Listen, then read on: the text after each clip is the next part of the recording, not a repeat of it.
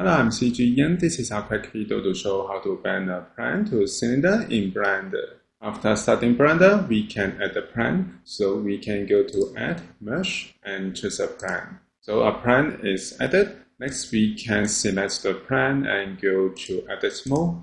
And then make sure that we go to select the face. And firstly, we can rotate in 90 degrees along x-axis.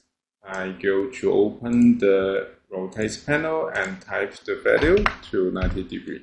Next, we can add edges on the faces. We can use loop cut.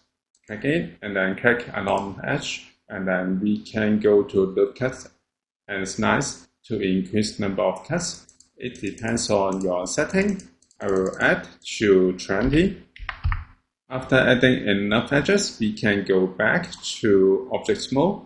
Next, we can select the plan and then go to Modifier Properties and add the modifier. And go to Deform. We can find Simple Deform, just it. And then we can go to Simple Deform Modifier, choose Bend. And then go to Access. We can select Set. And then we can bend it in 90 degrees, or we can bend it in 360 degrees.